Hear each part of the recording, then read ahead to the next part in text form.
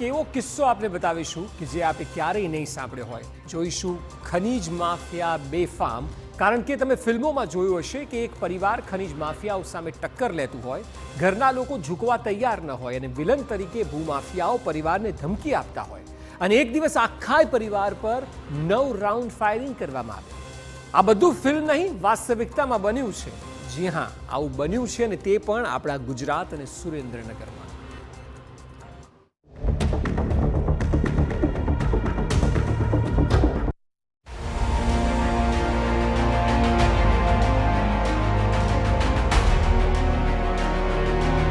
કાચની બારીઓ પર ફાયરિંગ,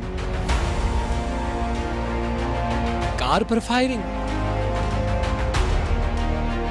દિવાલોમાં બુલેટ્સ. Gangs of Surendranagar. આ તમામ દ્રશ્યો જોઈને આપને થશે કે આ વાસ્તવિકતા છે કે કોઈ ફિલ્મ, અને તેમાં પણ આપણા ગુજરાતમાં, અને એમાં પણ મેટ્રો સિટી નહીં પરંતુ સુરેન્દ્રનગરમાં. ચોંકી જવાય તેવા દ્રશ્યો છે ને. જુઓ તો ખરા, આ જગ્યા પર જ્યાં નજર જાય ત્યાં ફાયરિંગ થયાના પુરાવા મળી રહ્યા છે. પરંતુ આખરે આટલા નાના જિલ્લામાં એવું તો શું થયું કે જેના લીધે આવી પરિસ્થિતિ સર્જાઈ, અને ફાયરિંગ પાછળનો આખો મામલો શું છે તે આપને બતાવીએ. હકીકતમાં સુરેન્દ્રનગરના સાયલા તાલુકાના સુદામડા ગામે આ ઘટના ઘટી છે. અહીં ખનીજ માફિયાઓનો આતંક સામે આવ્યો છે. ખનીજ ચોરીની ફરિયાદ કરનારા ઘર પર ફાયરિંગ કરવામાં આવ્યું. એક બે નહીં પરંતુ 9 રાઉન્ડ ફાયરિંગ કરાયું. 3 થી 4 કાર લઈને 15 થી વધુ લોકો આવ્યા હતા અને તેઓએ ફાયરિંગ કર્યું. આખી ઘટનામાં ફાયરિંગ કેમ કરવામાં આવ્યું તેને વિસ્તૃતમાં સાંભળો. આ બનાવ છે એમનો હેતુ એવો છે કે એમના દીકરી દ્વારા 13/9/2024 ના રોજ એક કલેક્ટર કચેરી અને ભૂસ્તર શાસ્ત્રીને સુદામડાની અંદર કેટલાક લોકો ગેરકાયદેસર માઇનિંગ કરે છે એવી રજૂઆતવાળી અરજી કરેલી હતી. અને એના અનુસંધાને જે એક ડેડુ ઉર્ફે દેવેન્દ્ર બોરીચા નામની વ્યક્તિ છે, એમણે એમને ટેલિફોનિક ધમકી આપેલી હતી. અને એના અનુસંધાને આજે એમની અરજી પાછી ખેંચવાના ભાગરૂપે આ બનાવ બનેલો હોય એવું પ્રથમ દ્રષ્ટિએ જણાય આવે છે. જોકે ઘટનાની જાણ થતાની સાથે જ Limbdi DYSP, local crime branch સહિતનો કાફલો ઘટના સ્થળે દોડી આવ્યો. તો વળી જિલ્લા પોલીસ વડા સહિતના અધિકારીઓ મોડી રાતથી તપાસમાં જોડાયા છે. આરોપીઓ હાલ ફરાર છે, પરંતુ એક આરોપીને પરિવાર ઓળખે છે અને એટલે પોલીસે અલગ અલગ ટીમો બનાવીને તપાસનો ધમધમાટ પણ તેજ કર્યો છે. હાલ સુરેન્દ્રનગર જિલ્લા પોલીસ દ્વારા LCB, SOG, DYSP Limbdi, CPI Limbdi અને સીપીઆઈ ચોટીલાની ટીમો બનાવી અને આરોપી જે પકડવાની તજવીજ ચાલુ છે અને કોમ્બિંગની પ્રક્રિયા ચાલુ છે. હાલ કેટલા તોમતદાર હોઈ શકે સાહેબ? એમની જે ફરિયાદ જે ની કાર્યવાહી હાલ ચાલુ છે એમાં એક વ્યક્તિને એ લોકો જોયેથી ઓળખે છે. એટલે આજે દેવેન્દ્ર ઉર્ફે ડેડુ ભરત બોરી છે અને એમની સાથે અન્ય આરોપીઓ હતા.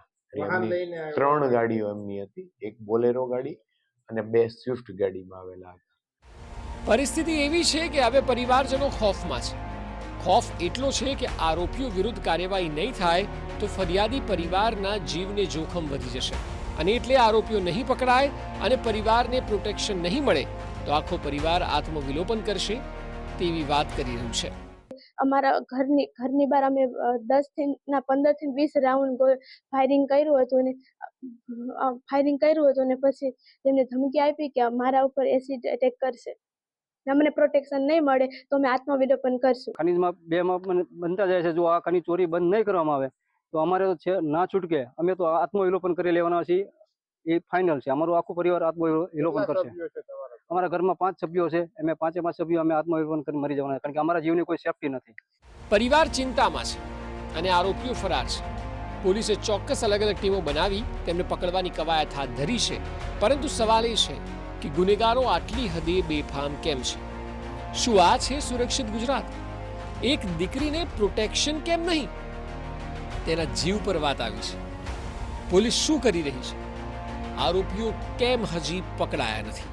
જિલ્લાની અંદર જ્યારે ખનીજ માફિયાઓ બેફામ બન્યા છે અને એક અરજદાર છે તે અરજદારે જ્યારે અરજી કરી હતી કે આ ખનીજ માફિયાઓ આ ખોદકામ કરે છે અને ખનીજ ચોરી કરે છે, ત્યારે આ ખનીજ જે માફિયાઓ છે તે અરજદારના ઘર ઉપર આજે 20 થી વધુ ફાયરિંગ કર્યા હોય તેવું આ અરજદાર કહી રહ્યા છે. પરંતુ પોલીસ જે છે તે 9 થી 10 રાઉન્ડ ફાયરિંગ થઈ ગયા હોય તેવું કહી રહી છે. પરંતુ હવે વાત કરવામાં આવે તો જે આ ખનીજ માફિયાઓ છે તેની ઉપર ક્યારે લગામ લાગશે? કારણ કે વાત કરવામાં આવે તો જે થાન વિસ્તાર છે, સાયલા વિસ્તાર છે, મૂડી વિસ્તાર છે, તેમાંથી કોલસો નીકળે છે અને બ્લેક ટ્રેપ છે જેનો મોટો કાળો કારોબાર ચાલે છે અને પોલીસ અને ખાણ ખનીજ વિભાગના જે અધિકારીઓ છે તેની મીઠી નજર હેઠળ આ બધા કારોબાર ચાલતા હોય તેવું લાગી રહ્યું છે. કારણ કે જો ભૂમાફિયાઓ અને આ જે ખનીજ માફિયાઓ છે આટલા બેફામ થાય અને જે અરજદારના ઘર ઉપર જ્યારે ફાયરિંગ થાય ત્યારે પોલીસની પણ કેટલી કામગીરી છે તે જોઈ શકાય છે.